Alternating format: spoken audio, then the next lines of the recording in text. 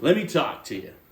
See, Jordan Mendoza of USA Today wrote that the very first episode of Monday Night Raw on Netflix drew 4.9 million viewers worldwide live. Hi, I'm Alan Cruz. And what do I want to talk about? I want to talk about professional wrestling. In order to understand how it became the best there is, the best there was, and the best there ever will be, we have to travel back to just after the Civil War, where professional wrestling was a sideshow event for traveling carnivals. It employed amateur wrestlers as a way for them to make money. Now, Matthew Hester from the Bleacher Report in 2010 wrote that professional wrestling became an extremely popular social event. And by the turn of the century, it became just as popular as baseball or boxing. Now, in the early 1900s, professional wrestling gained popularity because it got away from its amateur styles and gained a new modern-day approach with countouts, slams, submissions, and finishers. A stable of colorful characters and the good guy versus bad guy motif. Now, with the rise of professional wrestling's popularity, began to engulf what was known as the cartels. Now, the cartels divided the entire nation up to what was known as the territories. Now, the territories grew in so popular that one of them convinced the National Boxing Association to create the National Wrestling Association, the NWA. Now, I'm not talking about Dr. Dre, but everybody was talking about how they wanted professional wrestling to have one governing body and one world champion. And the world champion would travel to the different territories to face their champion. Now, in the early 1980s, the WWF was bought out by Vince McMahon to create the World Wrestling Federation, the WWF. Now, he knew in order to be the man, you have to beat the man. So he seceded from the NWA and began to take the top talent of the territories. Now, by the end of the decade, Vince McMahon had gained the biggest wrestling organization in the nation through the use of cable television. Now, at this time, Jim Crockett Promotions was bought out by Ted Turner to create WCW.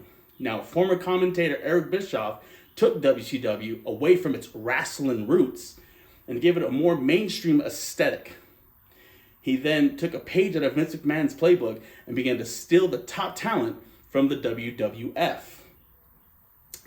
Not to mention the fact that he convinced Ted Turner to put on its own Monday night show to go toe-to-toe with Monday Night Raw to create the Monday Night Wars. Now, with Vince McMahon, he was left without a lot of talent. So he ushered in what was known as the Attitude Era, where he began to groom and create the next generation's megastars. Now, even though Eric Bischoff was winning the Monday Night Wars, he implemented a tactic where he would read the results of Monday Night Raw on his show so you wouldn't have to watch the WWF's product. But in doing so, on January 4th, 1999, he read that Mick Foley would gain the WWF Championship.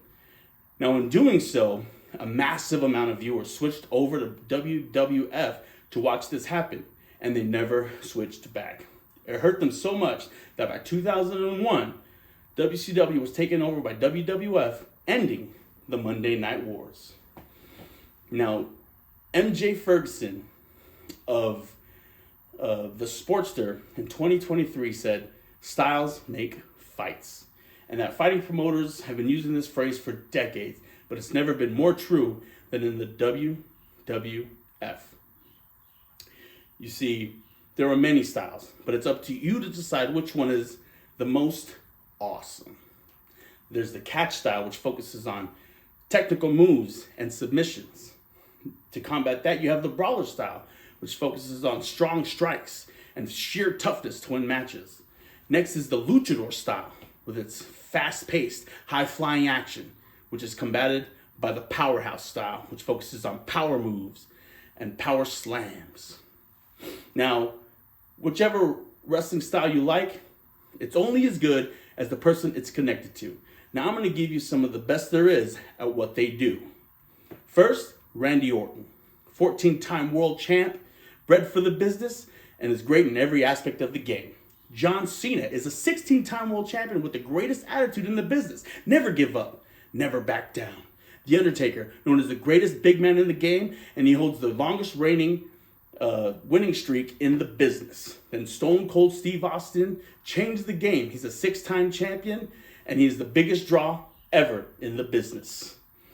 Now, your favorite wrestler is more than likely tied to a rival, and rivals are what's causing all of this.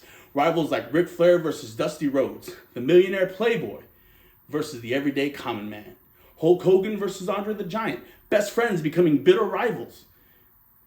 Leading up to the slam heard around the world at WrestleMania 3, Stone Cold Steve Austin versus The Rock in the trilogy at WrestleMania to create the understanding of who is the greatest of all time. Now, finally, we're talking about just how professional wrestling has entered the mainstream. First, through movies. Movies like Ready to Rumble, The Wrestler, and Iron Claw. It also used the internet to push forward storylines, such as when Lita cheated on Matt Hardy, or Matt Cardona becoming the internet champion.